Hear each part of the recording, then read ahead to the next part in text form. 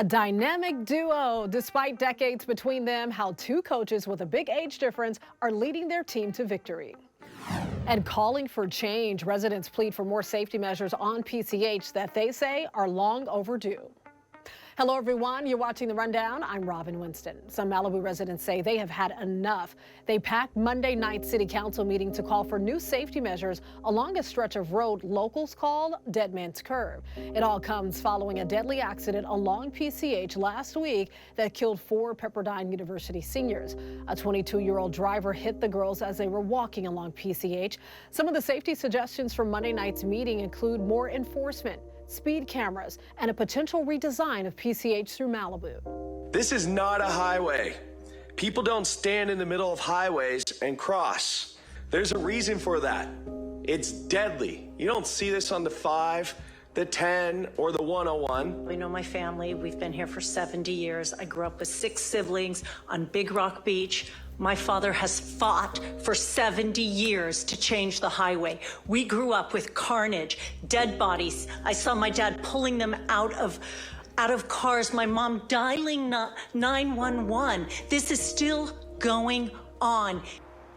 City officials say they're asking the state to boost CHP patrols in Malibu to stop speeding and street racing. The city is also working with the governor's office to get newly approved speed cameras installed. Temperatures continue to cool down. Meteorologist Belinda Leon is here with a check of your forecast. Hi, everyone. Well, that fall weather is here to stay. We are in between systems. Started off the work week with cloudy skies and areas of drizzle. Tuesday will be a little warmer and sunnier. Then we're back to the cloudy skies on Wednesday as another deep marine layer develops with the possibility for some drizzle or light rain early, with those cool temperatures continuing through the rest of the week. So here's the system that we're tracking for the middle of the week. It's going to increase our marine layer for Wednesday and Thursday. Skies will struggle to clear. It's going to cool down our temperatures and also increase the winds for the mountains and deserts. But look at this. It's going to bring us a slight chance for some rain and some even cooler temperatures. On Wednesday, we drop to 71. We stay in the 70s for the rest of the week. And we have a slight chance for rain on Wednesday and Thursday, mainly in the morning. Enjoy the fall weather. The Israeli military says it hit 400 targets in Gaza Monday and killed several Hamas commanders. Amid the intensified bombardment, the death toll continues to rise. Gaza health authorities say more than 5,500 people have been killed. There are concerns the violence could escalate into a wider conflict. The Biden administration says it's taking steps to prevent that from happening. The United States is boosting its military presence in the region, sending more troops and military equipment. Hamas released 2 more hostages Monday, bringing the total release to 4. The women released are ages 79 and 85. The hospital caring for them say they're doing fine. Their husbands and more than 200 others are still being held captive by Hamas. President Biden was asked whether he'd support a ceasefire to get them all out. The president said the hostages should be released first. Parents of at least 4 Jewish students at a Manhattan Beach middle school say their children have been the targets of verbal attacks by the same student. They say it started days after the Hamas terrorists attacked Israel. Manhattan Beach Unified School District said they don't tolerate any form of anti-Semitism and that the situation was thoroughly investigated. But student privacy laws prevent them from disclosing the consequences. We spoke to a rabbi at CTJ Synagogue. There are 4 girls in separate incidents that I know of that were approached by another student who said that they were part of an Israeli conspiracy, who glorified what took place on October 7th. The district says appropriate consequences have been administered, but a mom we spoke with said the district closed their investigation after they determined the students' words were political and not hateful. An Alaska Airlines plane was forced to make an emergency landing after an off-duty pilot tried to shut it down. The Alaska Airlines flight was traveling from Everett, Washington to San Francisco Monday when that off-duty pilot, who was riding in the cockpit's jump seat, allegedly tried to turn off the plane's engines. Pilots stopped and subdued him, then diverted to Portland. Here's what one of them said as they prepared for landing. Okay, I'll just give you a heads up. We've got the guy that tried to shut the engines down out of the cockpit, and he doesn't sound like he's causing any issue in the back right now. I think he's subdued. Other than that, yeah, we want law enforcement as soon as we get on the ground and park. The suspect, 44-year-old Joseph David Emerson, was taken into custody by police. He's facing dozens of counts of attempted murder and reckless endangerment. And now the FAA is reminding airlines to remain vigilant about security issues. The trial for the captain of the Conception dive boat begins this week, nearly 4 years after the fire killed 34 people. Now, you may remember the boat caught fire off the Channel Islands back in 2019, killing all 33 passengers and crew members. The boat's captain, Jerry Boylan, is facing one federal count of misconduct or neglect of ship officer after he allegedly abandoned the ship as soon as the fire started. The National Transportation Safety Board has also said the captain failed to post night patrols, which allowed the fire to spread undetected, trapping the victims. Another hopeful sign of recovery in Maui. All of West Maui will reopen to tourism next week, with the exception of burned out sections of historic Lahaina. West Maui's mayor laid out a phased reopening plan with a goal of bringing back visitors by November 1st to help the economy recover. West Maui has about 11,000 hotel rooms, or about half of Maui's total. The community has been split over the decision, with some saying that they weren't ready. The mayor says this reopening schedule is voluntary and that some properties have already reopened on their own. A New Jersey high school football team has the youngest head coach in the state and probably the oldest coach in the country. John Chandler introduces us to this duo, bringing more than experience to the field. All right.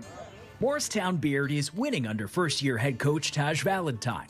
It was only 6 years ago that this program was winning with running back Taj Valentine. Get up, get up!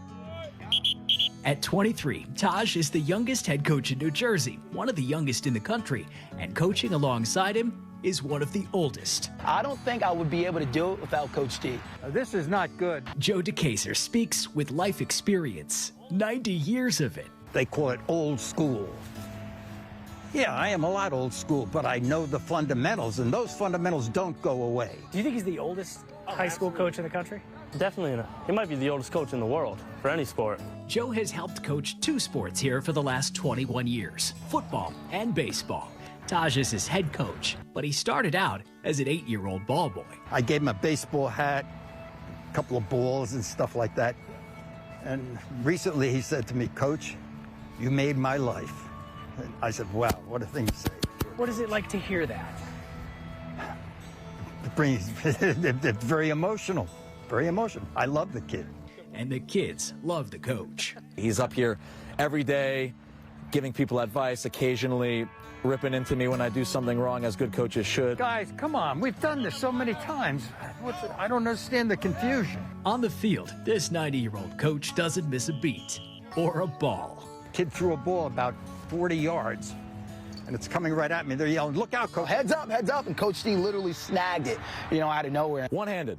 Literally just snagged it, tucked it, perfect, ends covered, looks like he was about to run someone over. Joe did play football for over a decade, and no, he didn't wear a leather helmet. No, I had a plastic helmet, but close. They went, "Oh, coach!" They were all excited because they think I'm an old geezer, doing something like that. But you got hands. Yeah, lucky. Joe was a high school football star in his day, but his day was shortly after World War II, and that was in East Orange. So how did Joe end up here all these years later? Well, he just so happens to live nearby, and in retirement, thought this might be something fun to do. Joe said, "Hey, I'm looking to get involved. I see your beautiful campus every single day. Can I come and help?" Some spend 21 years coaching and call it a career. Coach D calls it retirement. It dawned upon me when I retire that I have to do something. I am not going to sit home and become stagnant. In avoiding becoming stagnant, Joe has instead become a fixture. That's all right. A reassuring voice. Go, yes! A constant presence. He has kept himself, I think, so vibrant, and I really truly believe it's because he's around all of these awesome kids every day. And I love dealing with the kids because I steal their youth. That's what keeps me going. Going another 4 years, he hopes. Make it 25 years? That'd be nice. Let's go, defense. Make them work. Make them work. Come on.